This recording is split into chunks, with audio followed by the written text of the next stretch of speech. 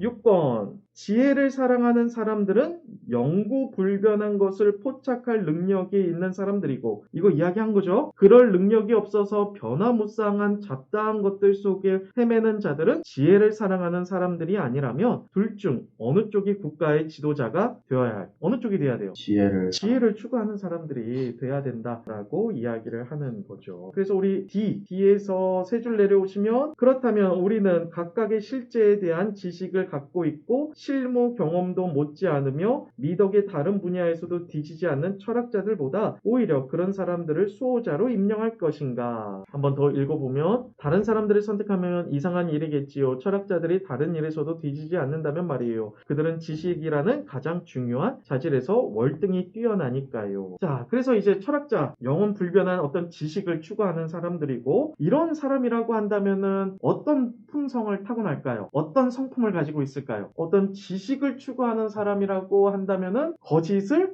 싫어하겠죠. 그리고 거짓을 싫어하니까 당연히 삶에서 거짓말을 하지 않겠죠. C 가볼까요? 거짓을 모르고 거짓이라면 어떤 형태로든 자신에서 받아들이지 않고 미워하며 진리를 사랑할 것 말일세 라고 이야기를 하는 거죠. 그리고 어떤 성품이 있을까? 따라서 어떤 사람의 욕구들이 지식이나 그와 유사한 것들을 전부로 쏠린다면 그의 욕구들은 혼 자체의 즐거움을 지향하게 되어 그는 몸을 통한 즐거움을 단념하게 될 것이네.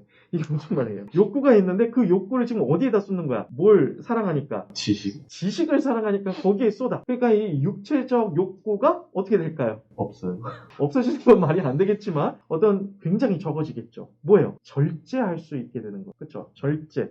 그가 사이비 철학자가 아니라 진정한 철학자라면 말일세. 진정한 목회자라고 한다면 바람피거나 어떤 성폭행을 하지는 않겠죠. 한다는 건 뭐야? 그러면 진정한 목회자가 아닐 수 있는 거죠. 돈 관련해서 한번 생각해보면 돈이 중요할까요? 네. 돈이 중요하지만 이 사람은 이제 지혜를 너무 사랑하다 보니까, 지혜를 너무 추구하다 보니까 돈은, 여러분, 돈도 벌으려면 뭘 사랑해야 돼? 돈 진짜 부자 되고 싶으면 뭘 사랑해야 돼? 돈을 사랑해야지. 근데 지금 이 사람은 뭘 사랑해? 지혜를 사랑해요. 그러니까 돈이 약간 뒷전이겠죠. 우리 한번 가보면, 다음 단락 보면, 그런 사람은 절제가 있어 돈을 사랑하는 일은 결코 없을 것이네.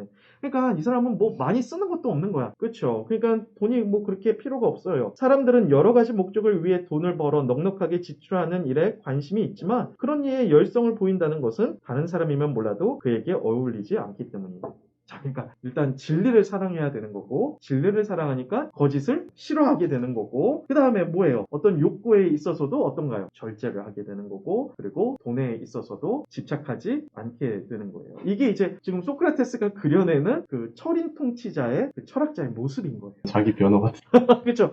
약간 소크라테스, 솔직히 어떤 이 플라톤이 이 책을 통해 가지고 플라톤이 말하고 싶은 거는 뭐냐면은, 아테네 사람들아, 이 도시를 구할 수 있는 유일한 인간 누구? 소크라테스를 누가 죽였다? 너희들이 죽였다라는 것을 이야기하고 싶은 게 이 책의 내용이에요. 성경에서는 베드로가 어떤 설교를 해요? 베드로가 예수님이 부활하시고 성령을 받고 난 다음에 베드로가 설교하죠. 그때 뭐라 그래요? 너희들이 예수님을 십자가에 못 박았다. 어떤 유사성이 발견이 되죠. 자, 일단 다시 돌아와서 철학자 또 어떤 성품을 가지고 있냐? B에서 두 줄 내려오시면, 그렇다면 비겁하고 노예 근성이 있는 품성은 진정한 철학에 관여할 수 없을 것이네. 그리고 이것만 있으면 될까요? 지혜를 사랑한다라는 것은 이제 지혜를 배울 수 있는 능력이 있어야겠죠. 그렇죠? 그래서 우리 C에서 두 줄 내려오시면은 이해가 빠른가 느린가 하는 점 말일세. 당연히 이해력이 어때야 돼요? 좋아야 되는 거예요. 그렇죠? 아데이만토스가 끼어들어서 뭐라고 이야기하냐면, 소크라테스 선생님, 그런데 우리들이 생각하는 철학자는 그런 사람이 아니에요 라고 이야기를 하는 거예요. 우리 D 가볼까요? D에서 두 줄 올라오시면 아데이만토스가 실제로 보면 철학에 전념했다가 젊은이로서 교양을 쌓은 뒤에도 손을 떼지 않고 계속 철학에 머무르는 사람들은 대개 뭐라고요? 완전한 악당은 아니더라도 삐뚤어진 인간들이 되더라고요. 또한 그중 가장 우수하다고 여겨지던 사람들도 선생님께서 찬양하시는 그 일 때문에 나라의 어떤 인간? 쓸모없는 인간이 되더라고요. 자, 그러니까 이 당시에 일반적으로 가지고 있는 생각은 뭐냐면은, 철학자들은 악당 아니면은 뭐예요? 삐뚤어진 인간. 그리고 두 번째는 뭐예요? 쓸모없는 인간이죠. 그렇죠? 여러분도 한번 생각해 보세요.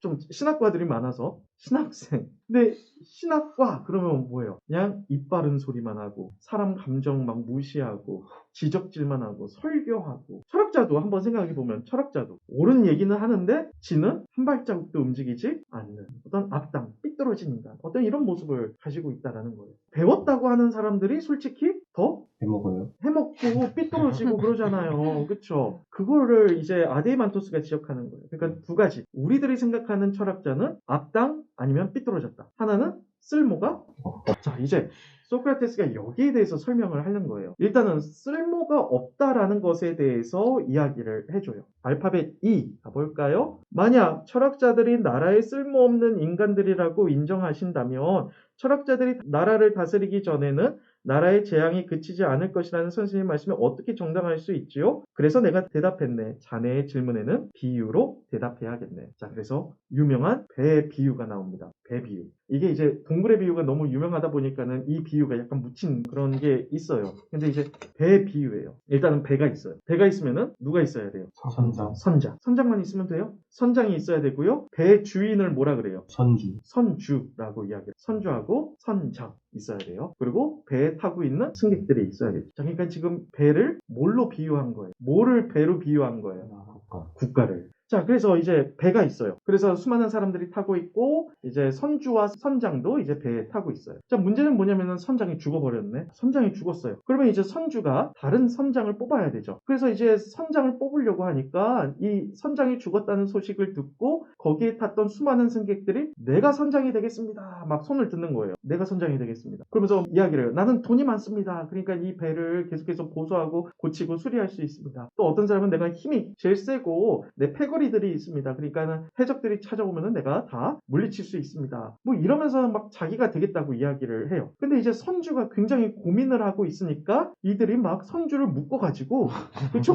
협박하고 나를 시켜달라고 막 이러는 거예요. 자, 근데 여러분들 한번 생각해 보세요. 선장이 가져야 할 가장 중요한 어떤 기술, 그게 뭐가 있을까요? 항해술. 항해술이죠. 돈이 많아야 돼요? 아니면은 뭐 패거리가 있어야 돼요? 아니죠. 항해술이에요. 항해술은 뭐예요?